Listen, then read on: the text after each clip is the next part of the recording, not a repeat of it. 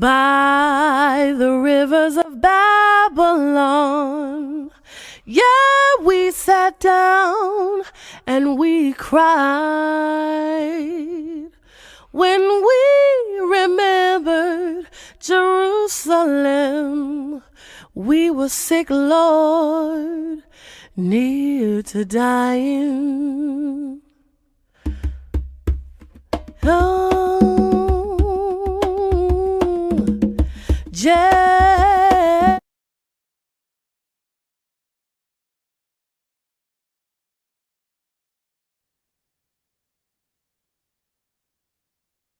Shalom, shalom, family. Welcome to another Tanakh review. My name is Zurishaddai, one of the teachers of Congregation BINAH, CHOKMAH, located in the Red Hook section of Brooklyn, New York.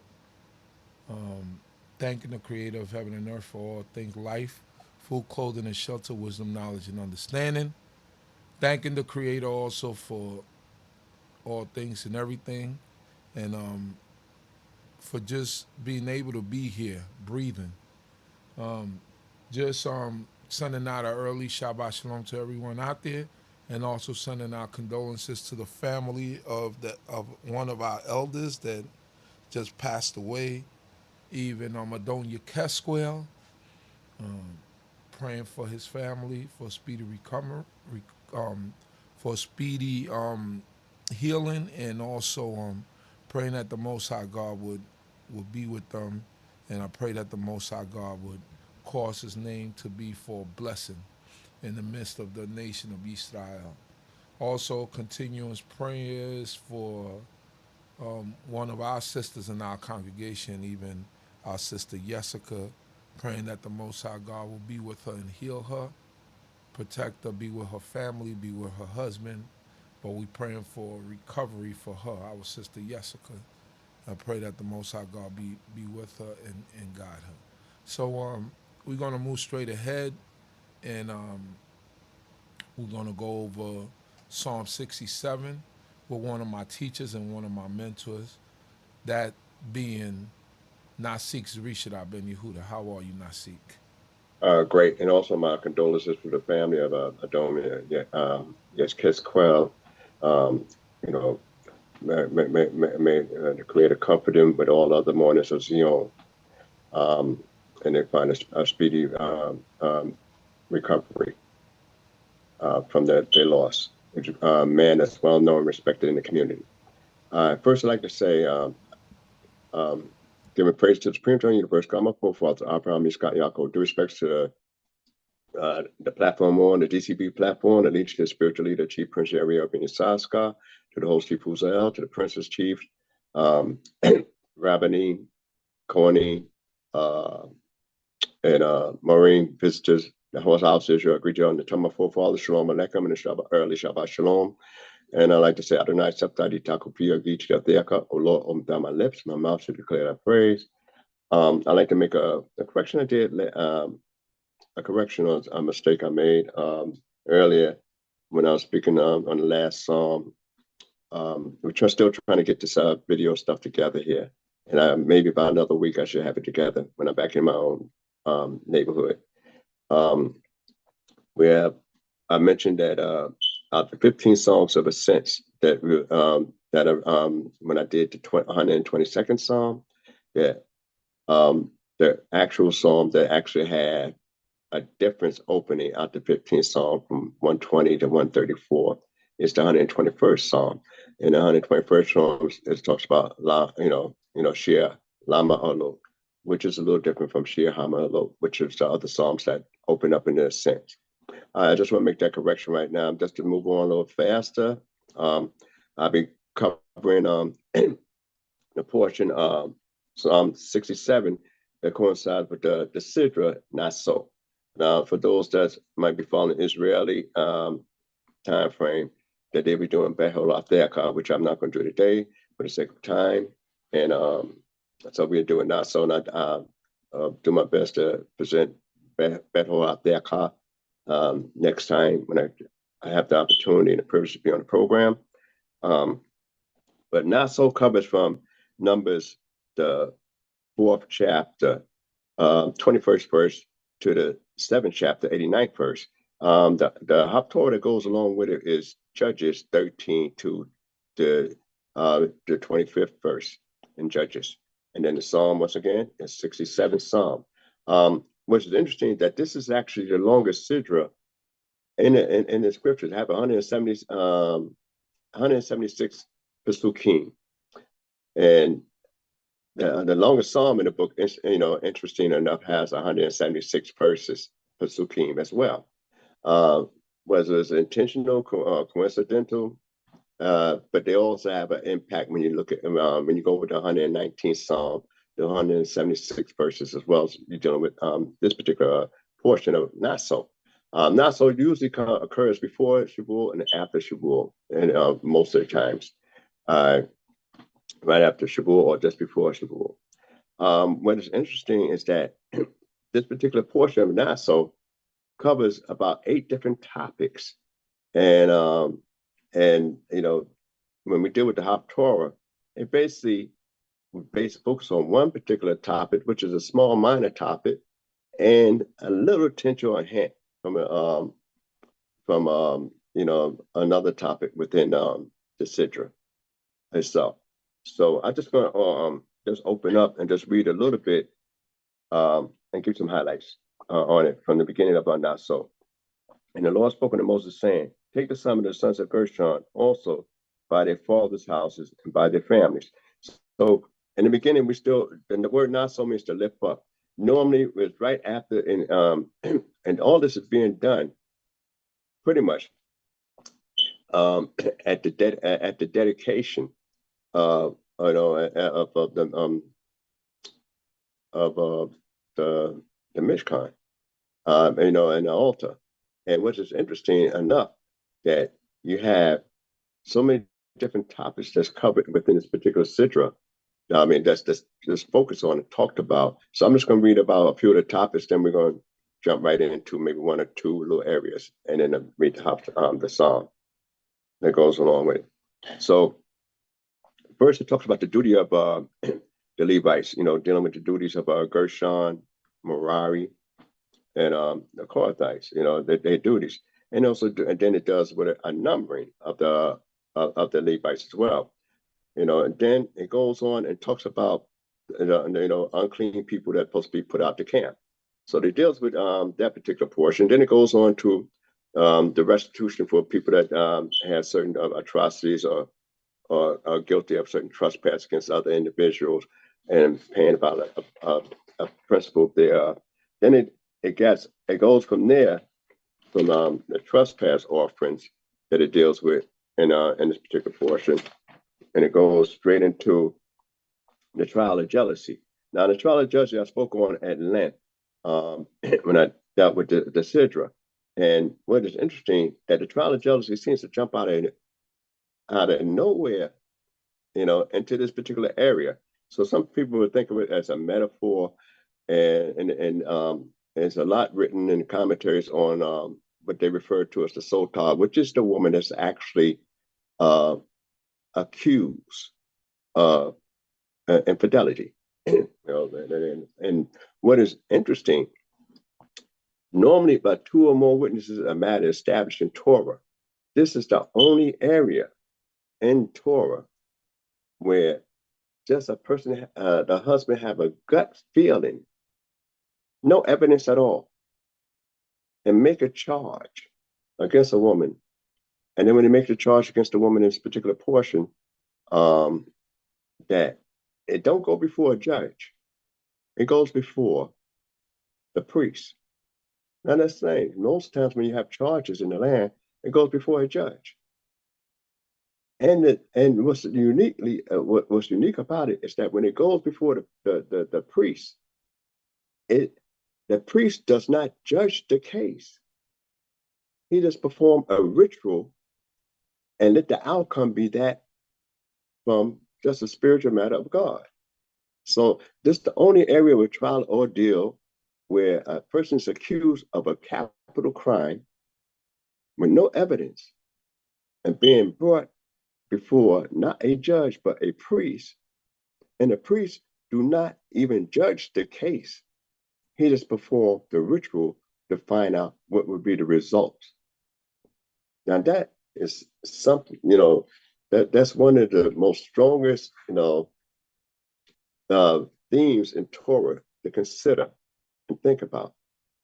And I'm not going to belabor too long, like I said, but one of the areas is that the man could take the woman don't take the man to this particular thing. So it's pretty seen one-sided in that sense.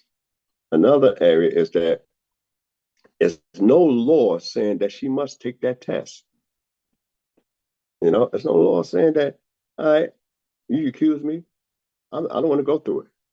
So, but when she decides to go through it, then either she's going to be found, guilty or innocent. And then since when a person go for a case and it's not a fine or a direct penalty, but it says a curse that causes a penalty. So you become not only being penalized, if a person commit a crime, he's judged, either it's monetary, corporal, or capital, and that's it. But to say you'll be a curse as well as being punished, it's something pretty unique to consider. And then one of the things also you guys consider in that particular thing is that in that area is that you have a woman that is brought and brought to it on suspicion by her husband, and then when he goes through that particular area of bringing up before the Kohen, if she decides to go with him, and she goes there, the Kohen talks with her and puts God's name on this piece of parchment paper, grind it up, and they talk about holy water, and you say, well, holy water, what makes the water holy? And those are some of the questions that should pop into people's heads and an examination. And then what about the relationship? How is the relationship prior and how is the relationship afterwards? If she's found guilty of the crime, and she's proven to be guilty of the crime, and I just say proven to be guilty for the lack of a better term, that the curse works, and a belly swell and a thigh rise. And so that would be what we consider guilty according to the Torah. Then she's still not put to death for that. And then we got to say, well, how quick does this this curse take place? Instantaneously? And then it's just her being brought, not the man. It's always, it's comments on that when she goes through the trial, the man also will receive the same kind of penalty as well. So wherever the case is, it's something to be considered and thought about. And then after the woman go through that trial of being, if she went through it and was found innocent, she's guaranteed a son, not even a daughter, a son. So now you got to say, well, why would she be guaranteed a son? Wouldn't it be just grateful enough to be guaranteed a child? Period. That's a blessing from God, but she's guaranteed a son. And then being a male as opposed to a female, a woman, when she have a child, she would exercise a great love and care and protection, no matter what, and try to hide faults in the child. But when it comes to her husband that brought her through this trial, he's not trying to hide any kind of fault on his suspicion of a wife and give her the benefit of the doubt. So a mother tend to love the child unconditionally, whereas the husband doesn't love his wife unconditionally. And then she's blessed with that. And then how the relationship goes on beyond that point. Do they reconcile? And then the husband just saying, I was wrong. But how does she feel? Then she's brought before a public scene as that. So it's a lot of things that's going on to consider emotionally in this area here. But I'm not going to focus on it now. I just want to bring out those things to consider, and you could further discuss it amongst your, you know, the various elements. Well, why would something like this even exist in the book? And why would the results be on one side or the other side? You know, so then we go into the part about the Nazarite. And a Nazarite is one that's separate, an individual that's separated from the community, basically. And he separated himself to be, used and be available for God. Now, but he's also abstaining from things that's permissible by God. So, and it's interesting that the Nazarite vow comes right behind the area of a sota. And so you're gonna say, well, what would be the reason for it?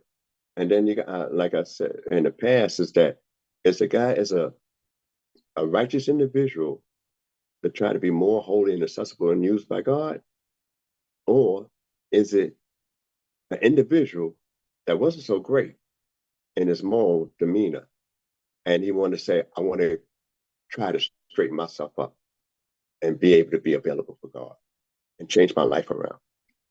So Nazarite, and then the Nazarite is not so much, and when he fulfill his time, male or female, when they fulfill their time as a Nazarite, it costs them, and they bring up a sin offering. But you notice, it's their head that's concentrated, their head is concentrated unto the Creator, and that they're the only people you read about in scriptures directly that, that's a person dropped dead near them, that they become unclean. Now, we know they have some rabbinic, commentaries on there about, the distance, and also the same thing with a Kohen as well. But a similar thing with a Kohen, I should say, as well. But it's interesting to know that if he's that holy, then, and you walk by this individual, would this individual's sin be noticed more because this guy's too close to him, or what? And he's become unclean, and that's why he become unclean without being touched by the dead body as well. So those are some of the elements that you consider about a guy that he can't drink wine, any fruit of vine, strong drinks. You're not supposed to be, unclean. Can't go to the funeral. Can't bury his mother. Can't bury his father. And you can't deal with no family members at that level. And he's consecrated to God. And then it costs him so much to leave that vow. And then you say, well, what sin did he did? He wanted to be close to God. Could it be, and I'm just posing this out there, could it be that I want to be close to God, but then I told the Creator that my time is up with you? Could I be, I'm being a little bit bizarre in it, but I'm just saying that you have a certain amount of time. It's not for life. And then he say, I had enough of abstention. Because what is the real greatness of holiness is being able to assist another human being, one of God's creatures. That is one of the greatest elements of achievement. But yet, this guy is separated to God, and he's denied and prohibited from things that a regular priest is not even prohibited from. So, and some things that the high priest is not prohibited from, because he can't drink any wine or any strong drinks. The high priest is not supposed to drink and minister, but he could drink. So this is some things to consider. All right. Next element that goes through there is reference to the offerings of the princes. So you got 8 different topics that's covered in this particular sidra. 8 different topics, and the last one is about the princes, and that's offering and dedication on altar. And the first one, each prince is given an offering on a particular day. So what is great and unique about the princes that's making those offerings on those particular day? You say, well, every prince of the 12 tribes, there's 12 princes, 12 days. The dedication takes place on Rosh Chodesh. Also on Rosh Chodesh is the day that Nadab and Abihu died. At the very first time they the cloud coming at the tabernacle, and they went to offer up the incense. And and what's unique about it, I'm just going to, like I say, gloss over it because it's very long. And but one of the things to consider is this, that when these particular princes bring the dedication on their day, they all bringing the exact same thing. And yet the book would take details and go over and over and over again for each prince. On the first day, talking about Prince Nakshan and the tribe of Yehudah. And then you talk about the prince from the tribe of Issachar, then the tribe of Zebulun. Then you talk about the tribe of Reuben, and etc. And Shimon, and different, like that, going around. But why is it that they could not offer it all on, since it's the same thing, and it was a dedication? You always want to say, well, why wasn't it done on that one day? Since it's the same thing, and there's 12 princes, why couldn't we do it on the same day as everybody else? And then, could it be, well, why I got to be third? Why I got to be fourth? Why I got to be 12? Why I got to be, 7? Those things, that could possibly have been an issue. You say, I offer up my day as this day. And the Creator said that each one going to have their day. So that knocks out anything about once the Creator say each one going to have your particular day. Okay.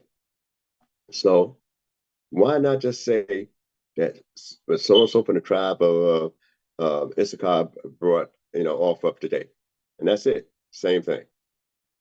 Zebulun offer up today. Same thing. Reuben offer up today. The same thing. Why still elaborate each item over and over again when the Tanakh is usually brief and try to save on a lot of details? They usually use hints and emphasis and stuff like that, and different crowns over certain words to give you certain extra meaning to a particular pasuk or passage, a verse. So we find that this has become a tedious thing. And what's interesting is that Nakshan, out of all the 12 princes, when he brings his offering up, he's the only one that's not called a prince of the tribe of Judah, though he is the head prince of the tribe of Judah. You find out that when Issachar brings his up, it's almost as if they use a different word for his offering, and like if it's already been offered up before. Some will say the tribe of Issachar was known for their wisdom, according to tradition, very Torah scholars. That's from rabbinic tradition. And you find in the book that people, the children of Issachar, was wise men and knew the times. So some would say that it was his idea that we bring those items that we bring. So, but the thing was that every man might have brought the same item, but they might have, but according to some views, that they brought the item for a different reason. So, what lesson we could take in a nutshell, just to be brief, and then move on into about the Torah just a little bit. It's one of the things that we learn is that when you read Torah, you shouldn't look at it as being tedious. You should look at it as like, I'm getting something new out of each time I'm reading it, and I'm going more and more in depth into the Torah. A lot of times we would look at these names, look at these numbers, and say, I don't want to be bothered. It's just too much. It's gonna be the same thing over and over and over again. But when you say a prayer, no matter if you say the same prayer, the prayer for your food, the prayer for waking up, the prayer for throughout the day, normally you say the Kriyat Shema twice a day, but you might three prayers during the day, which is the Shacharit, the Mincha, and Ma'ariv prayer. So that'd be 3 times a day you basically would pray, but the Kriyat Shema would be twice a day. Oh, I left out one thing about the priestly blessing when I was talking about the 8 items, just in case I skipped over that pretty much. That's before we get into the offerings of the 12 princes. And what's interesting is about the priestly blessing while I remember to speak on it, sometimes I'm going a little bit too fast too. And that could be happening too if you're steady. You might go a little bit too fast in some things. That when you're talking about the priestly blessing, the Creator told the priest, "This is the formula I want you to bless the people of Israel." In this particular formula, and it's 3, 5, 7 words. As respectively. So 15 words that we have. You notice you got 15 Psalms of degrees. You got 15 steps in the Temple of Solomon. So 15 words is pretty much. And you can come with a bunch of gematrias that sums up to 15. And the greatest thing at the end is peace that he wanted to bless us with. And then one of the great things we learned from that, and he said that, and I will put my name upon him and I will bless them. Why have the priest make that statement and using God's name through all the blessings? And then after you use the God's name through all the blessings, then the Creator said, and I will put my name upon it and I will bless him. Well, it would appear that the priest already used God's name to put it on each blessing. But why would God, at the end, do the statement being made that I will put my name upon him and I will bless him? One viewpoint, and you could discuss it more with your various teachers as we go, is that he might do his job, but he might do it, not fully committed to what he had to do. And just to go a little off on a tangent, which Sidra going to come up soon, is Bilam was told the people was blessed. He didn't want to bless us, but he had to bless us. But it wasn't in his heart that they were blessed. That the children of Israel be blessed. Sometimes the priest he's a human being. He might have a family issue. He might have certain things going on. He should be glad to bless the people of Israel because he's also part of that people. And if the people is blessed, then he would be surely blessed as well. But some people are human beings might say, I don't think so-and-so deserve to be blessed today. Certain people, certain factions, certain areas may not deserve to be blessed today. So, to save all that, the Creator said, and I will put my name upon them, and I will bless them. So we're going to go, let's talk about the Haftorah just a moment, which is Judges the 13th, and which is interesting because the Haftorah focuses on about a Nazarite, and I'm just going to talk on it just a little bit, not much, and then go to the Psalm, which is a short Psalm. So, in Judges the 13th, wow, I had it right here though. All right, in Judges 13th chapter, and the second verse, it says, in Hebrew, "Vayi ish echad misra mishpakat chad hadani shemo Manoah v'ishto akra v'lo yalda." So now it's talking about, and it was a man, a certain man, and then it gives, when we have the word Vayi in Hebrew, when a story starts off like that, it's usually something not that great, not that bad. I mean, not that great in a sense. Usually a negative. All right, but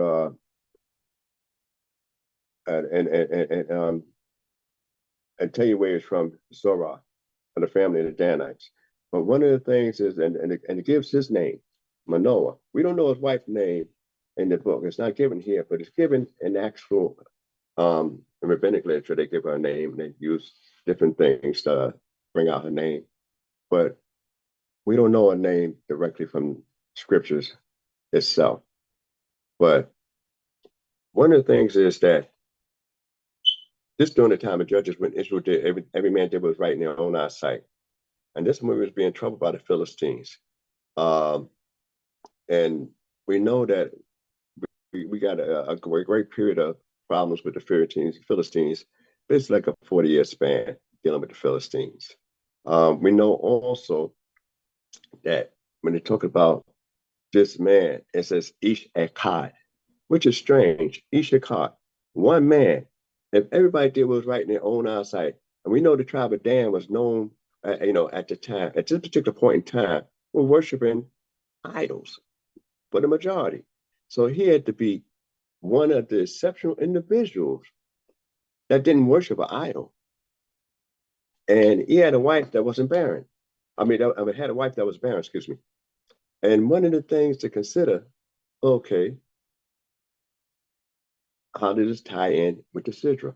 And then when we look further, knowing the story that the wife was visited by an angel, and then when she was visited by an angel, that he told her that, you are barren, and that you're gonna have a child, and this the rules for the child. You're not supposed to eat certain things. You're not supposed to drink certain things, and the child, head not to be shaved, and you're gonna be a Nazarite unto God.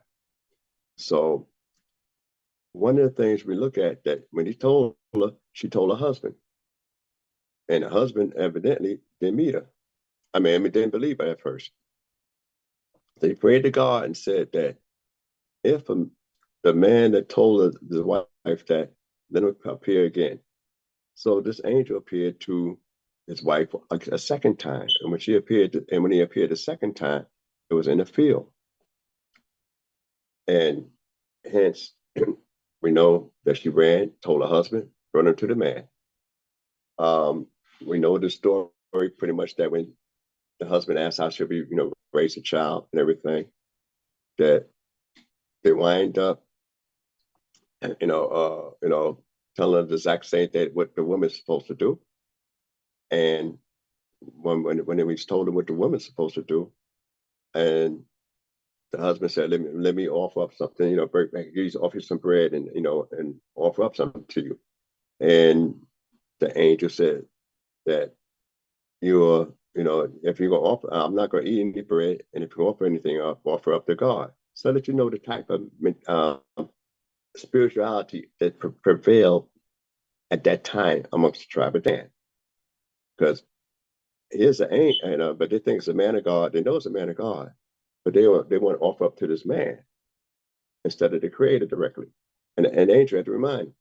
So now, 2 times the angel had appeared to his wife first, before the husband, Manoah, had seen her. So now, some interesting things, and I just want to bring a correlation and just move on to the Psalm, which is a short Psalm, is that it showed that the wife was on a higher spiritual level than her husband, that the angel appeared to her. One, she had to make sure and go through a process to make sure the child was okay. The husband had to do nothing, just be there. That's all. He didn't have no involvement in basically the upbringing or the characteristic, the criteria of his son. So you might say, well, is that anything, when the Sultan at the end bears a son, what's going on? How should the mother should raise a child? And then another area is that when the angel who caused fire to come from the rock, and then he jumped into the rock and leaped up, the husband said, look, we undone, we're going to die because we've seen God. And the wife had to be so spiritually settled that she said, if God meant to kill us, would he do all this here? Have us do all this here? We got a future up ahead. So this shows that she was a greater spiritual character, a greater spiritual awareness than her husband, but yet we don't know her name.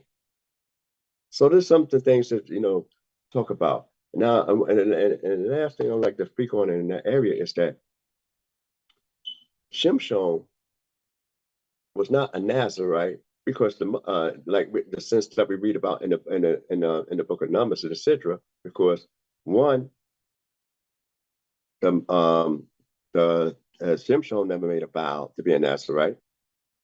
Two, you have to make your own vow. Three, if the wife made the vow that the child be a Nazarite, it had to be clear because the husband got to say and approve of the wife's vow. So the angel said he's going to be a Nazarite to God, and he was never a Nazarite like the Nazarite we read about in the book. He was never that kind of Nazarite. He was strictly only a Nazarite for God, and he was supposed to deliver and help his people. But he didn't raise any armies. He didn't raise any campaigns. He married amongst them people and the Philistines. He caused problems for the Philistines, but he never rallied the nation of Israel against the Philistine. So this is just some of the things to take away. We'll leave you with that, those areas there that when we look at Samson as the Nazarite, he's a unique Nazarite type, but he's not a Nazarite according to the book as we recognize a Nazarite to be. And and the thing is, like I said, no vow was ever made. It just that's how he was supposed to be and live that way. So the only correlation is that the angel, the second time we read that he met Manoah's wife in a field. We know certain laws are extrapolated from there. If a man, deal with a woman and rape her in the field, then she's not guilty. The man is guilty. But if it's in the city, she didn't cry out. In this field, she cried out, and she told her husband. So those are the only two areas we might be related to the whole Sidra of Naso. We're gonna go into the book of Psalm 67 Psalms. If you got it, we can start from there.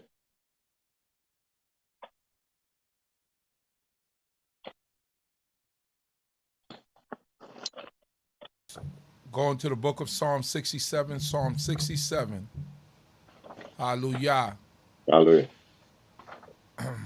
It says, Lam Naseak, Bin Ginot, Mismor Shir.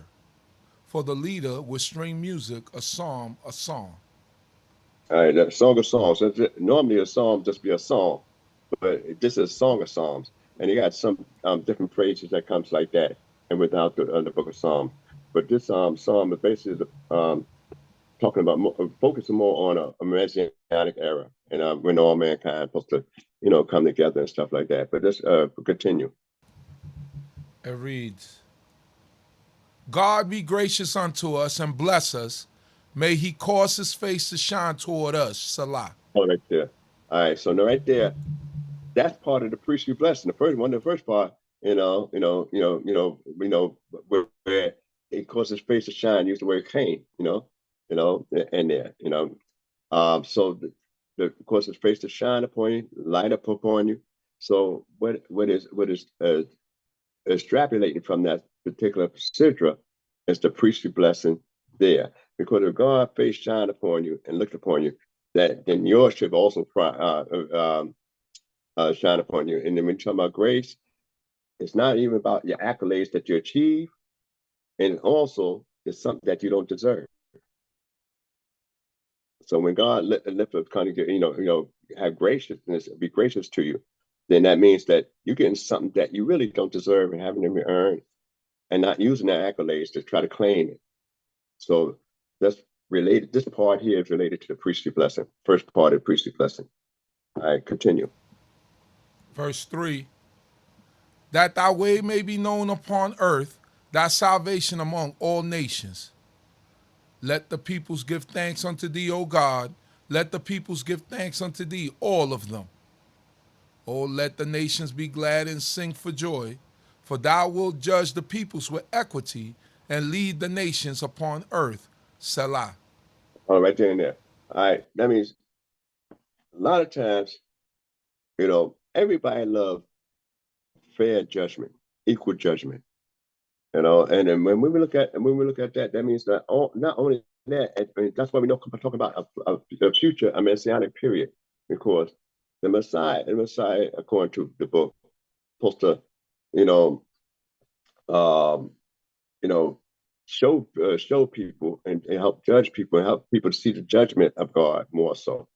And when we look further in it, is that in the book of Isaiah, and one of the prayers they say pretty much every day in part of the Amidah is that restore, restore, our judges and counselors, advisors or counselors, where in Deuteronomy it says judges and officers, but in the future it's talking about in Isaiah, judges and counselors.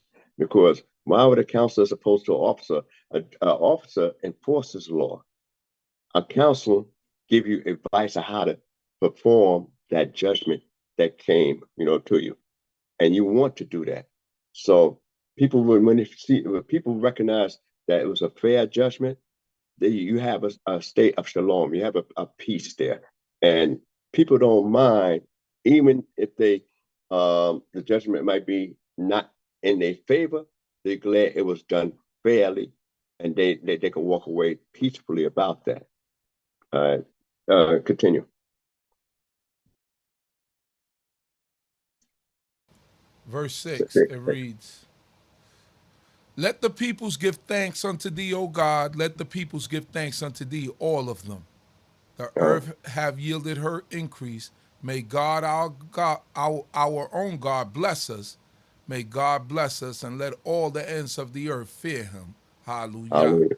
So that means right in there, all the nations. That's when that's when they say, and that day, God's name shall be one. You know what I mean? So this is what it's talking about. Every nation, in the final days, gonna want to be able to be blessed, by God, and they're gonna recognize God. And we ourselves supposed to be recognizing God as Israelites. We're supposed to be first and foremost to recognize God. So here it is that when you deal with people correctly, fairly, why would the nations even be pleased with your God in judgment? Because sometimes people do certain things as we get into the next song, which is the 68th chapter, which go unto Bethel or Theakot. That'll be a song for next week. They talk about other nations themselves being satisfied that even though you hurt us and you you beat us down, I'm thankful that you kept me from doing damage to a people, your people, and not committing a crime to that extent.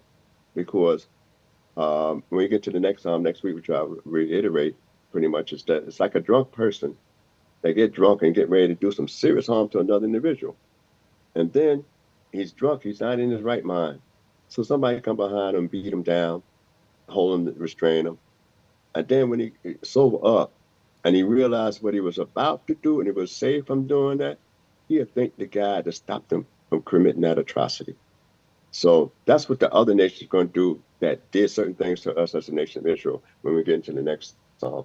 And that's what we talk about, bad judgment going across the board. So I hope you got something out of what I said. Any mistakes by my own, and please leave a comment, or anything possibly that I can improve on. And I know that was pretty fast, but that's it. Shalom Aleichem and early Shabbat Shalom. Hallelujah. Shalom, Nasik. May the Most High God be with you, bless you. I pray that the Most High God continue to be with all of you. Remember to continue to keep those who are sick in your prayers. May Yah bless us all. Hallelujah. Hallelujah.